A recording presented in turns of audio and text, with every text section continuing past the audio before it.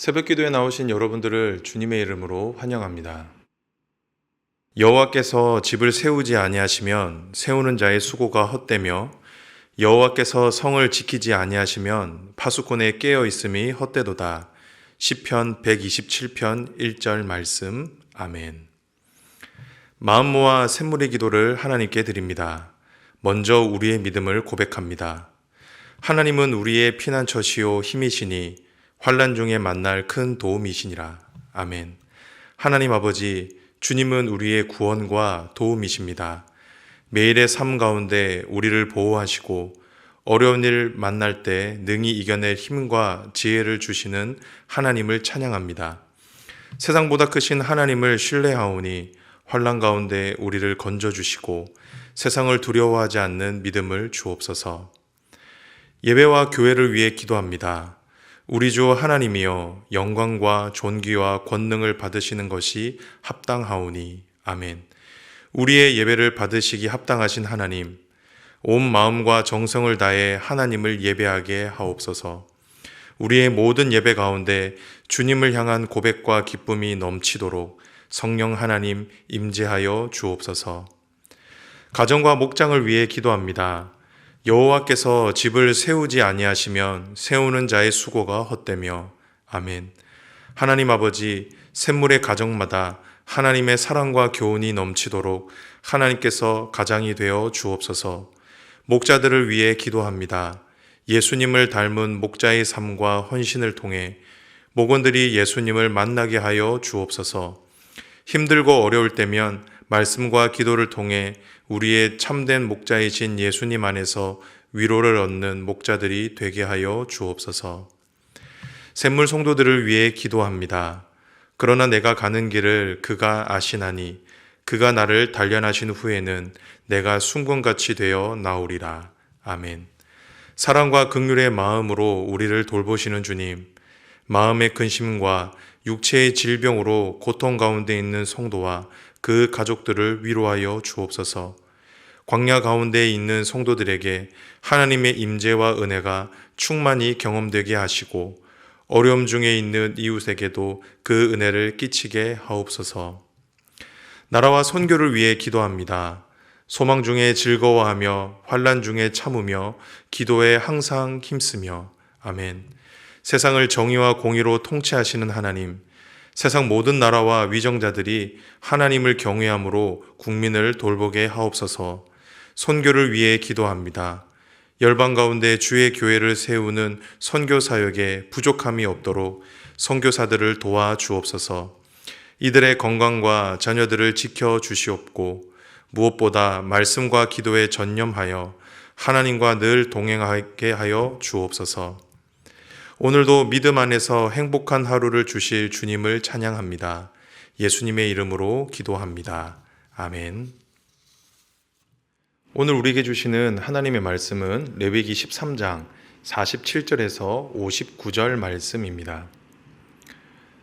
만일 의복에 나병 색점이 발생하면 털옷에나 베옷에나 배나 털의 날에나 씨에나 혹 가죽에나 가죽으로 만든 모든 것에 있으되 그 의복에나 가죽에나 그날에나 씨에나 가죽으로 만든 모든 것에 병색이 푸르거나 붉으면 이는 나병의 색점이라 제사장에게 보일 것이요 제사장은 그 색점을 진찰하고 그것을 이레 동안 간직하였다가 이레 만에 그 색점을 살필지니 그 색점이 그 의복의 날에나 씨에나 가죽에나 가죽으로 만든 것에 퍼졌으면 이는 악성 나병이라 그것이 부정하므로 그는 그 색점에 있는 의복이나 털이나 배의 날이나 씨나 모든 가죽으로 만든 것을 불사를 지니 이는 악성 나병인즉 그것을 불사를 지니라.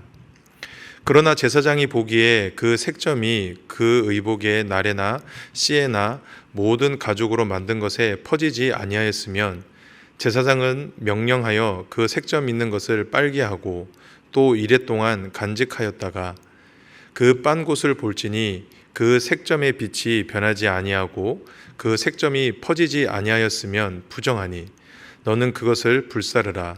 이는 거죽에 있든지 속에 있든지 악성 나병이니라. 빤 후에 제사장이 보기에 그 색점이 옅으면 그 의복에나 가죽에서나 그 날에서나 씨에서나 그 색점을 찢어버릴 것이요 그 의복의 날에나 씨에나 가죽으로 만든 모든 것에 색점이 여전히 보이면 재발하는 것이니 너는 그 색점 있는 것을 불사를 지니라. 내가 빤 의복의 날에나 씨에나 가죽으로 만든 모든 것에 그 색점이 벗겨졌으면 그것을 다시 빨아야 정하리라. 이는 털옷에나 베옷에나 그 날에나 씨에나 가죽으로 만든 모든 것에 발생한 나병 색점에 정하고 부정한 것을 진단하는 규례니라. 오늘 우리가 함께 나눌 말씀의 제목은 죄를 대하는 성도의 자세입니다. 저와 여러분은 예수 그리스도의 십자가 보혈로 모든 죄와 죄악에서 해방이 되었습니다. 믿으시죠? 하지만 여전히 우리는 죄와 씨름을 하면서 살아가는데요. 왜냐하면 우리에겐 아직 죄의 습성이 남아있기 때문입니다. 이것을 쉽게 설명하면 나무에 박힌 못을 뺀다고 해서 뺀 그 자리에 못자국이 남아있는 것과 같은 원리입니다. 죄의 지배에서는 벗어났지만 죄를 짓던 습관이 남아 여전히 죄를 짓는 것이죠. 사도 바울도 이런 죄의 문제를 아주 심각하게 다루었습니다. 그래서 심지어 자신을 향해 뭐라고 고백했냐면 오호라 나는 공고한 사람이로다 이 사망의 몸에서 누가 나를 건져내랴 라고까지 고백을 했습니다. 그렇게 어쩌면 이 죄의 문제는 모든 그리스도인이 품고 있는 숙제일 것입니다. 그렇다고 하면 저와 여러분은 이런 죄를 어떻게 대해야 할까요? 오늘은 이 주제로 여러분들과 함께 은혜를 나누도록 하겠습니다. 바라기는 오늘 말씀을 통해 죄의 문제를 잘 다루고 죄와 싸워서 이길 수 있는 저와 여러분이 되시길 주님의 이름으로 축복합니다. 첫째, 오늘 본문이 일러주는 죄를 대하는 성도의 자세는 어떠해야 합니까? 그것은 바로 근원부터 살피라입니다. 우리가 자주 습관처럼 범하는 죄의 근원을 살피는 것이 중요하다라는 것이죠. 이것이 오늘 본문이 우리에게 일러주는 말씀입니다. 오늘 우리가 함께 묵상하고 있는 레위기 13장은 피부병과 함께 나병에 관한 규례를 다루고 있습니다. 이 규례들 안에는 병에 대한 진단과 함께 병자를 대하는 방법이 기록이 되어 있는데요. 그런데 오늘 본문에서는 병균이 묻어있는 의복에 관한 말씀의 내용이 확장되고 있습니다. 왜 그럴까요? 그것은 바로 병균의 근원 때문입니다. 제 아무리 병을 발견하고 병을 치료한다 해도 병균이 묻어있는 옷을 계속 입는다면 병은 계속 재발할 것입니다. 그리고 병균이 묻은 의복으로 인해 다른 사람들에게도 병을 옮길 수 있게 되는 것이죠. 그렇기에 의복을 확인하는 것입니다. 병의 근원부터 차단하기 위해서 말이죠. 이처럼 성도는 자신의 죄를 살필 때 그 죄의 현상과 결과만 보고 그것을 고치려고 해서는 안 됩니다. 오히려 그 근원을 살펴봐야 하는 것입니다. 내가 이 죄에서 벗어나지 못하는 이유가 무엇인지, 내가 습관적으로 범하고 있는 죄의 뿌리가 무엇인지를 살펴보아야 한다라는 것입니다. 그렇게 할 때 죄의 원인을 바르게 찾을 수 있고 근원부터 그 죄의 뿌리를 뽑을 수가 있게 되는 것이죠. 우리는 이런 원리를 요즘 TV 프로그램에 나오는 금쪽 같은 내 새끼를 통해서 잘 알 수가 있습니다. 이 프로그램은 오은영 박사님이 문제 아이의 행동을 분석하고 아이의 나쁜 습관과 문제 행동을 해결하는 프로그램인데요.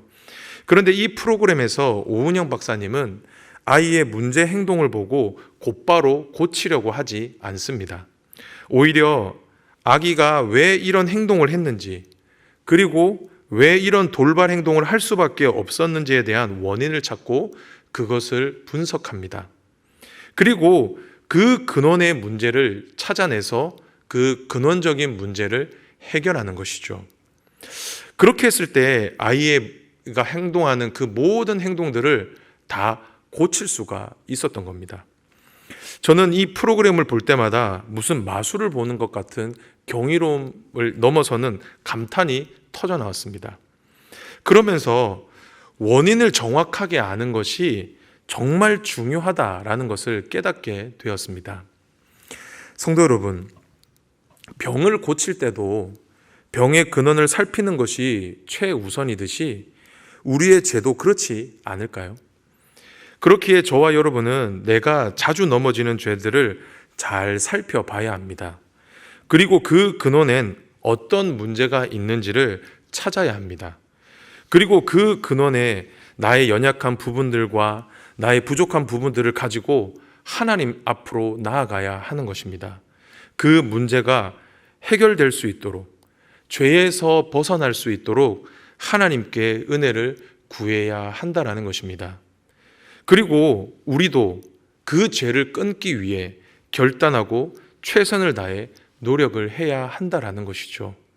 그렇게 할 때 우리가 날마다 습관적으로 짓는 죄에서 벗어날 수 있게 될 것입니다. 바라기는 이 사실을 믿음으로 받으셔서 죄를 이길 수 있는 저와 여러분이 되시기를 주님의 이름으로 축복합니다. 두 번째, 오늘 본문이 일러주는 죄를 대하는 성도의 자세는 무엇입니까? 그것은 바로 태우라입니다. 죄가 발견되면 망설이지 말고 태우라는 것입니다. 우리는 앞선 말씀들을 통해 죄는 근원부터 살펴야 한다라는 것을 배웠습니다. 그렇다고 하면 죄의 근원이 발견되면 우리는 어떻게 해야 할까요? 태워야 합니다. 이것이 오늘 본문이 우리에게 일러주는 죄에 대한 태도입니다. 오늘 본문을 보면 하나님께서는 의복에 나병 셉점이 발견이 되고 그것이 나병의 원인자임이 밝혀진다고 한다면 그것을 과감하게 태우라고 명령하고 계십니다. 52절인데요. 그는 그 색점에 있는 의복이나 털이나 배의 날이나 씨나 모든 가죽으로 만든 것을 불사를 지니 이는 악성 나병인즉 그것을 불사를 지니라. 그런데 여러분, 우리가 이 문제를 간단하게 생각한다면 당연하다라고 여길 수 있지만 사실 당시 이스라엘 백성들에게 이 문제는 결코 쉬운 문제가 아니었습니다. 왜냐하면 당시 의복은 오늘날 우리가 입는 의복과는 다른 개념이었기 때문입니다.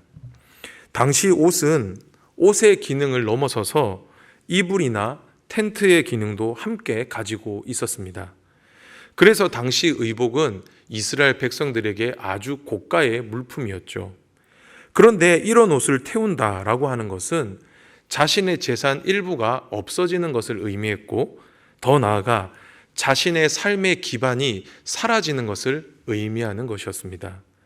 그런데 하나님께서는 그것을 불태우라고 말씀하셨던 것입니다.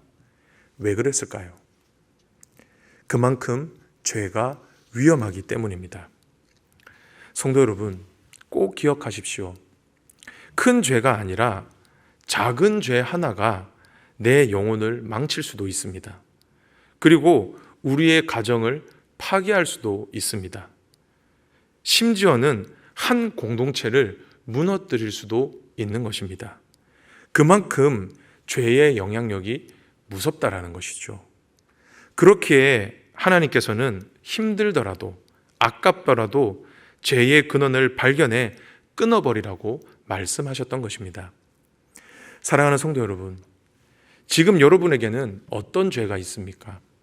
아직 여러분이 끊어내지 못한 죄는 무엇입니까? 우리 주님께서 이렇게 말씀하십니다. 당장 태워버리라고 말이죠. 과감하게 뒤돌아보지 말고 끊어버리라고 말씀하십니다. 분명 죄를 끊어내는 과정 중에 내가 손해보는 것이 있을 것입니다. 작은 색점 하나 때문에 자기 의복 전체를 태운다라는 것은 너무 아까우니 말이죠. 하지만 우리 주님은 아까워하지 말고 태우라고 말씀하십니다. 왜 그렇습니까? 그렇게 해야 하나님께서 우리에게 더 좋은 것을 주실 수 있기 때문입니다. 나쁜 것, 악한 것을 내려놓아야 하나님이 그 빈손에 하나님의 것으로 채울 수 있기 때문이죠. 바라기는 이 사실을 믿음으로 받으셔서 여러분의 영혼을 좀먹고 있는 죄가 있다라고 한다면 과감하게 그것을 끊어내고 태울 수 있는 용기를 가질 수 있기를 주님의 이름으로 축복합니다. 그리하여 내가 가진 것보다 더 큰 것으로 갚으시고 채우시는 하나님을 경험할 수 있게 되기를 주님의 이름으로 축원드립니다. 마지막인데요. 마지막으로 오늘 본문이 일러주는 죄를 대하는 성도의 태도는 무엇일까요? 그것은 바로 하지만 신중히입니다. 우리는 앞선 말씀을 통해 성도가 죄를 대해야 될 때 우선 먼저 죄의 근원을 살펴보아야 한다라고 말씀을 드렸습니다. 그리고 난 후 죄가 발견이 되면 그것을 태울 것을 배웠죠. 어떻게 보면 아주 단호한 결정이다라고 볼 수가 있습니다. 그런데 오늘 본문은 우리에게 그럼에도 불구하고 신중할 것을 권면하고 있습니다. 죄를 엄하게 다루되 신중하라는 것입니다. 이것이 오늘 본문이 우리에게 일러주는 교훈입니다. 오늘 본문을 보면 의복에 생긴 색점을 진단하는 기준을 아주 구체적으로 설명을 하고 있는데요. 가장 먼저 의복의 색점이 발견이 되면 그것을 제사장에게 보여줘야 했습니다. 그 판단을 자신이 아닌 제사장에게 맡겼다라는 것이죠. 그리고 난 후 제사장은 그 옷을 진단하고 곧바로 태우는 것이 아니라 이레 동안 7일 동안 간직해 두면서 상황을 살펴보았습니다. 그리고 난 후 색점이 퍼졌으면 이것을 태웠습니다. 그런데 만약 7일 동안 그 색점이 퍼지지 않았다라고 한다면 제사장은 그것을 빨아서 다시 7일 동안 간직해 두었습니다. 그리고 난 후 색점의 색깔에 따라서 그것을 태울지 말지를 결정했다라는 것이죠. 이처럼 하나님은 의복에 생긴 나병을 진단할 때 보름이라고 하는 꽤 긴 시간을 두면서 살펴보라고 말씀하셨습니다. 그렇다고 하면 왜 이렇게 까다로운 절차를 만들어 놓으셨을까요? 그것은 바로 의복이 귀했기 때문입니다. 앞에서도 언급했지만 당시 의복은 오늘날의 의복 개념이 아니었습니다. 그런데 그것을 신중하지 않게 태워버린다라고 한다면 이것은 그 사람의 인생을 망치는 일이 될 수도 있었던 것입니다. 하나님도 이 사실을 너무나도 잘 알고 계셨기 때문에 보름이라고 하는 시간을 두신 것이죠. 죄를 없애는 것도 중요하지만 자기 백성의 삶도 중요했기 때문입니다. 사랑하는 성도 여러분, 그렇기에 저와 여러분은 죄의 문제를 다룰 때 신중할 필요가 있습니다. 분명 죄가 너무 나쁘기에 가감하게 그것을 끊어내야 하지만 그렇다고 해서 무분별하게 신중하지 못하게 죄 여부를 판단해서는 안 된다라는 것입니다. 오히려 하나님의 말씀 앞에 내 삶을 비추어 보고 우리의 양심을 통해 일하시는 성령 하나님의 인도하심을 따라 내 삶의 죄를 발견하고 그렇게 발견되었을 때 과감하게 죄를 끊어야 한다라는 것입니다. 이것이 성숙한 그리스도인의 모습인 것입니다. 특별히 당부드리고 싶은 것은 여러분 자신뿐만이 아니라 타인의 죄에 대해서도 너무 성급하게 판단하지 않으셨으면 좋겠습니다. 때로 우리 주변에 있는 사람들 중에 죄의 모습이 발견될 때가 있습니다. 우리는 그런 죄를 발견하게 될 때 너무 성급하게 정죄하려는 마음이 있죠. 하지만 오늘 본문은 우리에게 신중할 것을 당부하고 있습니다. 너무 성급하게 판단하지 말고 기다려줄 필요가 있다라는 것이죠. 이것이 성숙한 성도의 모습이라는 것입니다. 간절히 바라기는 죄는 그 무엇보다 미워하되 신중하게 판단하고 대처할 수 있는 성숙한 성도님들이 되시기를 주님의 이름으로 축복합니다. 말씀을 정리하겠습니다. 오늘의 말씀, 죄를 대하는 성도의 태도였습니다. 오늘 본문이 일러주는 죄를 대하는 태도는 어떤 것이었습니까? 우선 첫째로는 근원부터 살피라는 것입니다. 그리고 두 번째는 발견되면 태우라는 것이죠. 끊어내라는 것입니다. 그리고 마지막은 무엇이었습니까? 그래도 신중하라 였습니다.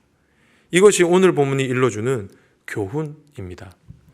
그런데 저는 마지막으로 여러분들에게 당부하고 싶은 것 한 가지가 있습니다. 그것이 무엇이냐면 이런 우리의 노력보다 더 중요하고 앞서는 것이 있다라는 것입니다. 그것은 바로 하나님의 은혜입니다. 우리가 죄에서 해방되어 하나님의 자녀가 된 것은 오직 하나님의 은혜입니다. 또한 우리가 날마다 짓는 죄에서 벗어나는 것도 하나님의 은혜로 가능하다라는 것입니다. 그렇기에 저와 여러분이 겸손하게 하나님의 은혜를 구하며 나의 죄를 살피고 그것을 끊어내려고 노력할 때 하나님께서 우리를 도우시는 것입니다. 바라기는 이 사실을 믿음으로 받으셔서 하나님과 함께 죄를 이겨 승리하는 저와 여러분이 되시길 주님의 이름으로 축복합니다.